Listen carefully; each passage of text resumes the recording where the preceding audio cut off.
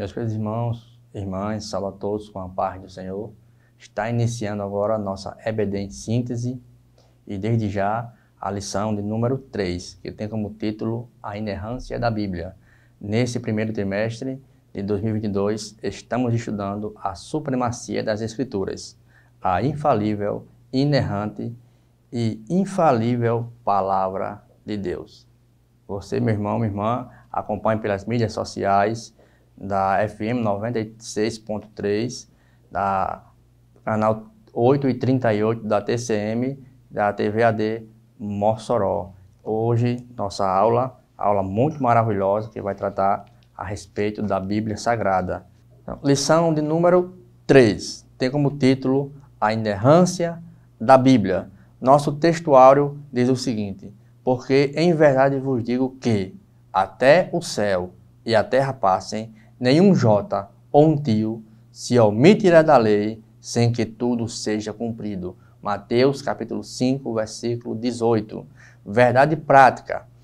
A doutrina segundo a qual a Bíblia não contém erro algum denomina-se inerrância das Escrituras. Por isso, podemos confiar em sua mensagem, que é incorruptível.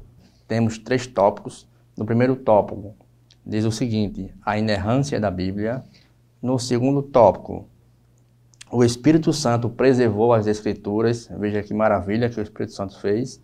E no terceiro tópico, as verdades das Escrituras.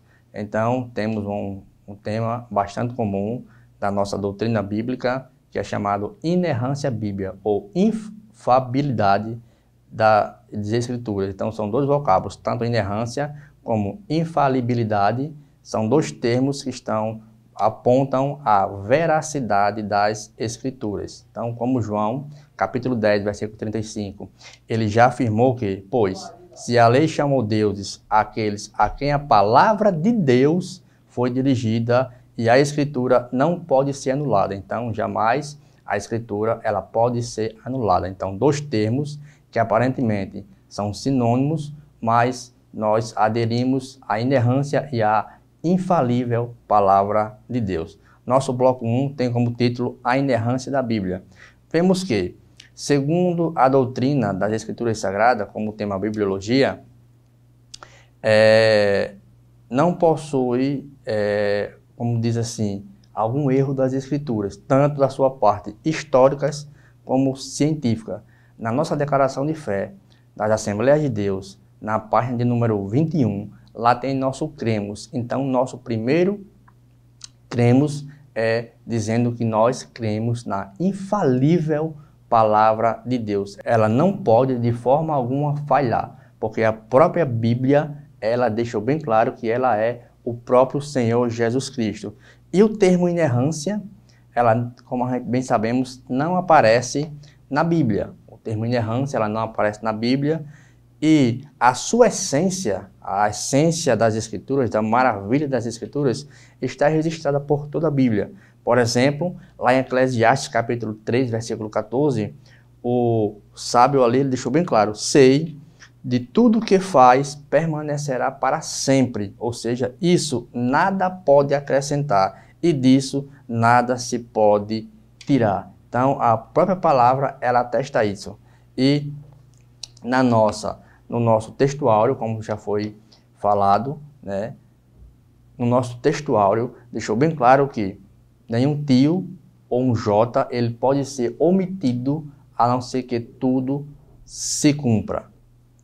É tanto que, Mateus capítulo 24, verso 35, o céu e a terra passam, porém, as minhas palavras não hão de passar. Então, lembrem, inerrância da Bíblia e infalibilidade da Bíblia são 2 termos que estão associados. Um não pode errar e o outro não pode acontecer falha. Então, desde já, eu peço a todos que busquem conhecer as Escrituras nesse trimestre. Façam um esforço, leia as Escrituras, porque a própria palavra infalível, ela deixou bem claro, não pode falhar. Então, em relação à Bíblia, significa que as palavras vai ter o seu cumprimento cabal. em Isaías, no capítulo 55, versículo 11, assim será a palavra que sai da minha boca, ou seja, ela não voltará vazia. Então, muitas pessoas, muitos teólogos, eles não associam a inerrância e a infalibilidade da Bíblia como os dois termos associados. Ele diz que ou há um ou há outro, né? Então nós achamos por bem, preferimos usar os dois termos. Então isso nós cremos e ensinamos que a Bíblia é infalível, ou seja, ela é incapaz de falhar.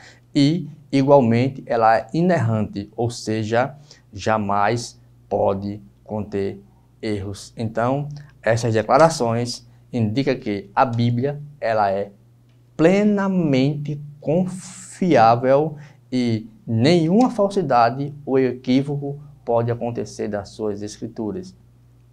É tanto que João, capítulo 8, versículo 32, ele usando as escrituras, que seria o caminho, ele diz, olha, conhecereis a verdade, né? E a verdade vos libertará. Olha só, ele manda a gente conhecer algo. Então, quando manda conhecer algo, significa que nesse caminho ela não pode conter erros e não pode haver falhas. Sabemos que a Bíblia ela é um livro vasto, ela é uma imensidão, um oceano de palavras, ou seja, então muitas palavras estão associadas a uma coisa e a outra, mas esses dois termos, infalível e inerrante, são termos que estão associados à forma de que a Bíblia, ela em sua essência, em sua autoridade, ela é plenamente a palavra de Deus. E agradecemos a Deus por estarmos aqui para ministrarmos esta aula maravilhosa. É tanto que o salmista Davi, no Salmo 119, versículo 11, ele diz, guardei a tua palavra no meu coração para não pecar contra ti. Ou seja, um homem, ele jamais poderia guardar algo ou jamais poderia confiar em algo, aquilo que tivesse um erro ou uma falha. E o salmista Davi, ele atesta tudo isso, dizendo que lâmpada para os meus pés é a tua palavra e ela é luz para o meu caminho. Então, se ele atesta dessa forma, que a Bíblia vai dar a iluminação para a sua caminhada, então ela não pode em nenhum momento falhar. Então, esperamos você, iremos dar uma pausa. Então, no segundo bloco, estaremos de volta em nome de Jesus.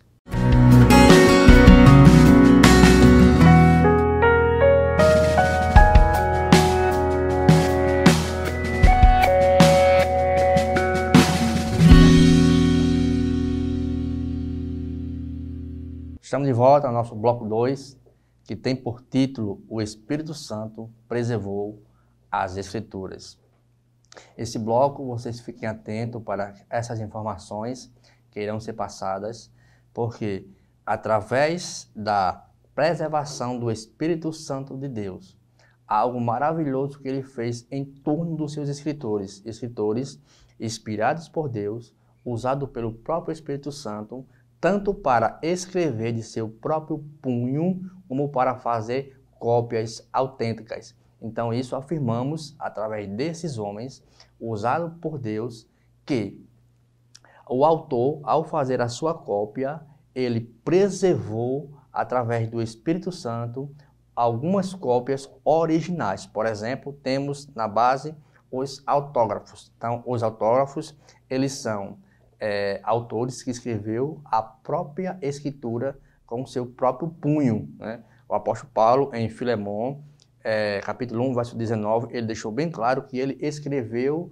à mão. Então, isso mostra a autenticidade e a veracidade das escrituras. Então, nela foram primeiramente registradas todas as inspirações de Deus. Então, os autógrafos, como podemos dizer, é a base das escrituras que os autores eles escreveram com seus próprios punhos. Segundo Norman Geisler, ele afirma que somente os autógrafos eles são inspirados por Deus.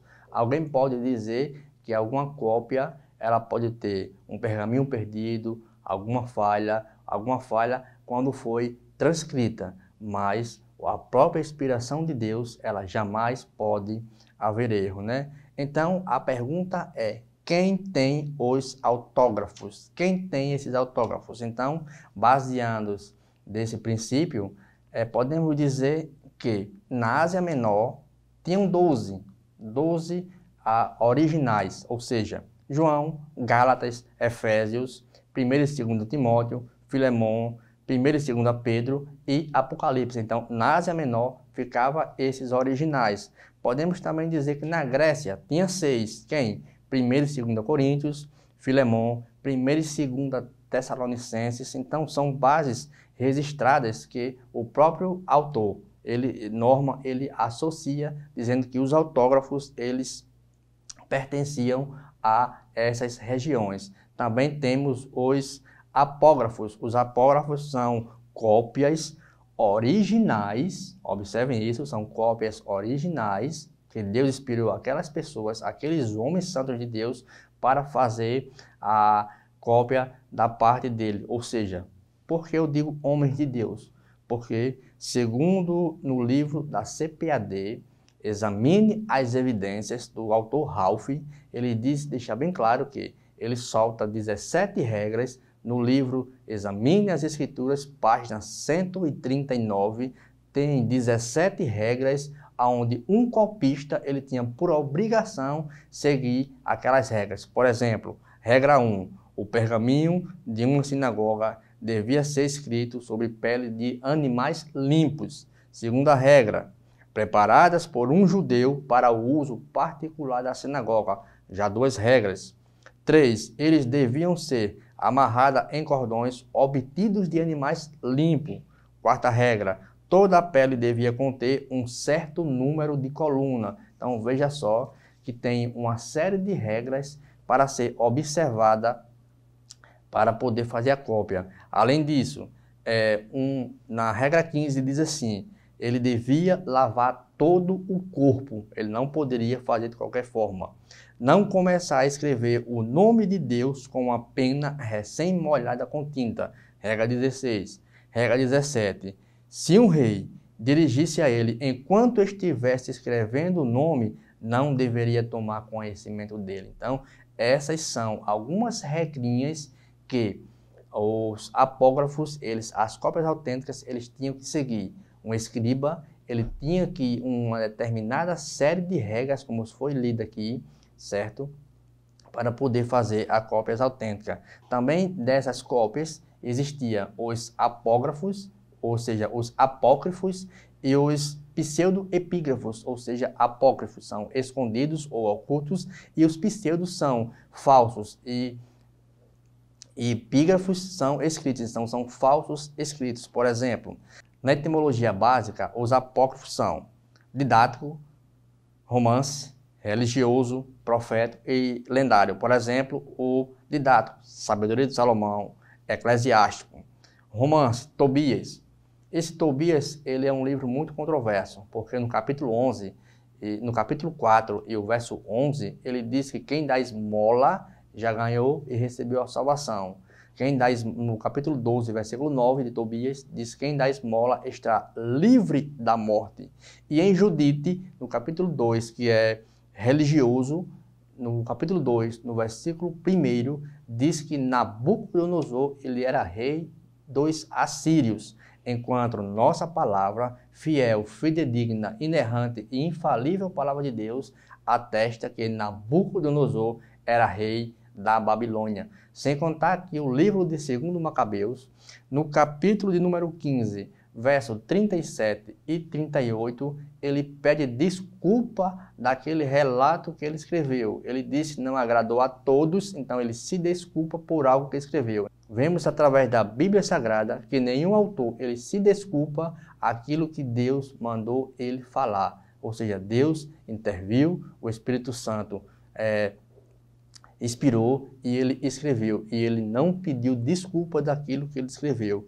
Temos também os pseudoepígrafos, né, são lendários, apocalípticos, tem didáticos e tem poéticos. Por exemplo, os livros lendários, tem o livro do Jubileu, tem o livro de Aristides, o livro de Adão e Eva, tem também no apocalíptico, tem o livro de Enoque, Apocalipse de Pedro. Então, são vários livros que têm como título falsos escritos, mas também muitos autores atribuem que foi os próprios apóstolos quem escreveram. Então, o próprio Senhor Jesus Cristo, ele deixou bem claro, em Lucas capítulo 24, versículo 44, que somente existia Salmos, a lei e os profetas. Não existia apócrifos e não existia pseudo-epígrafo. Então, observem bem que todos esses livros são baseados em quê? Em falsos ensinos, em lendas, em supervisões, em encantos. Então, tudo isso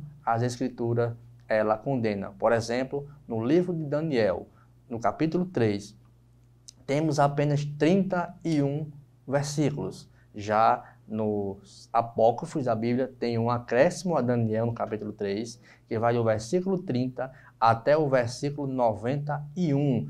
Temos também a Daniel 12 capítulos, mas no livro de Daniel, chamado Apócrifo, tem 14 capítulos, e o capítulo 14 é uma lenda chamada Bel e o Dragão. Então, espero que você esteja atento a essas informações para que não seja surpreendido por falsos ensinos. Estamos chegando ao fim do bloco 2, não saia do seu local e logo logo retornaremos em nome de Jesus.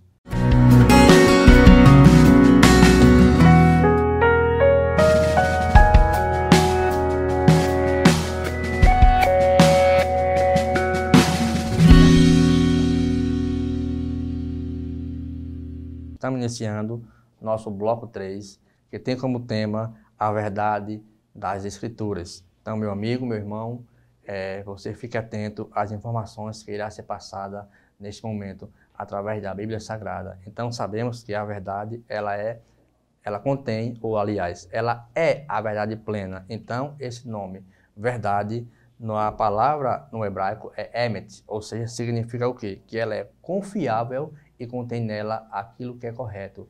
O próprio Senhor Jesus Cristo, em João capítulo 17, versículo 17, ele disse que santificai-vos na verdade, porque a tua palavra é a verdade. E o vocábulo para fidedigno é aletheia, ou seja, aquilo que é real, aquilo que é fidedigno, né? Porque o próprio Senhor Jesus Cristo, quando ele menciona assim nas Escrituras, ele deixou bem claro que ele era a própria palavra de Deus. Então, a Bíblia, ela é um livro formado por 66 livros, 39 no Antigo Testamento, 27 no Novo Testamento.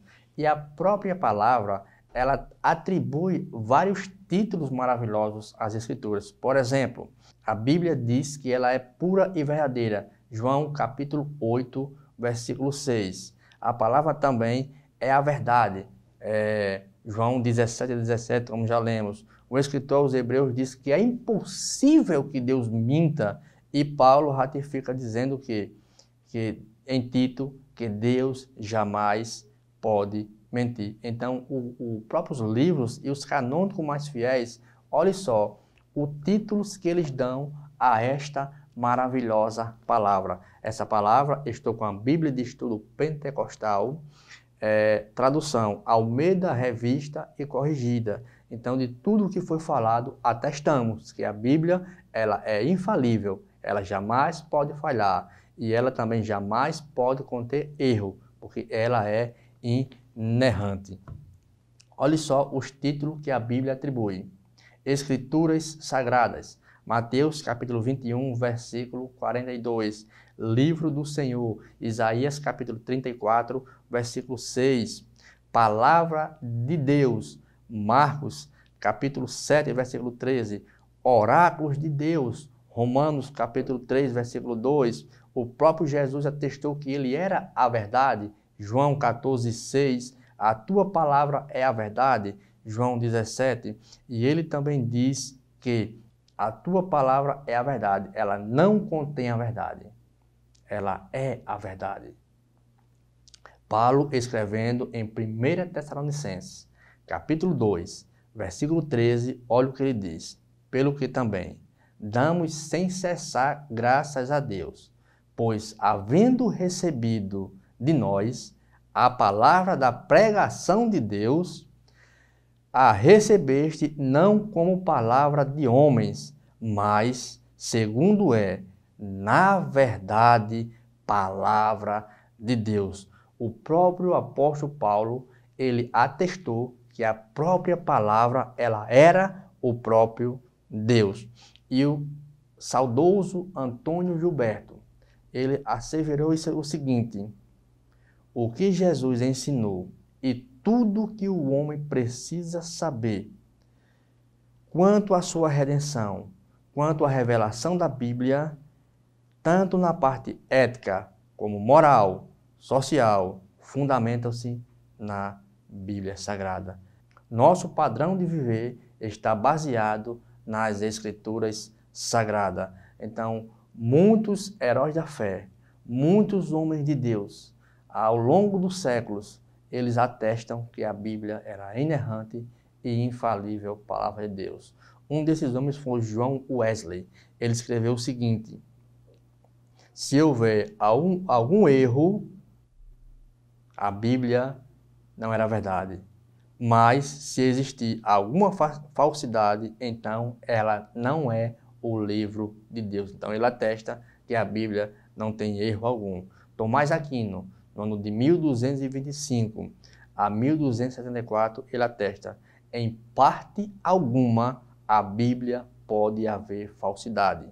Agostinho, no ano 354 a.C., até o ano 450 depois de Cristo, vários homens de Deus asseveraram que as Escrituras elas jamais poderiam ter erro. Quando se referimos antes de Cristo, se referimos ao Antigo Testamento, porque a própria palavra assevera que o Novo Testamento ele só foi realizado após a morte e ressurreição do Senhor Jesus Cristo de Nazaré. E logo depois os autores começaram a escrever aquilo que viu, aquilo que narraram e aquilo que presenciaram da parte do Senhor Jesus Cristo de Nazaré.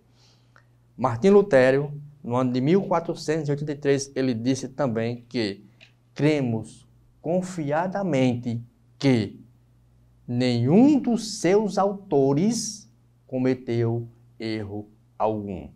Charles Spurgeon, no século XVIII, ele asseverou que Deus escreve com uma pena que nunca borra, fala com uma língua que nunca erra e age com uma mão que nunca falha. Então, atestamos que a inerrante e infalível palavra de Deus jamais pode haver erro e pode haver falha. Assim como atestaram grandes homens da parte de Deus, assim nós também asseveramos que a Bíblia, ela é a palavra de Deus. Então, meu querido, estamos chegando ao final desse bloco. Leia a Bíblia, leia a revista, leia o livro de apoio para poder asseverar de que as Escrituras, ela é a inerrante e infalível palavra de Deus. Obrigado a todos, fique com Deus, Lehi Traot, em nome de Jesus.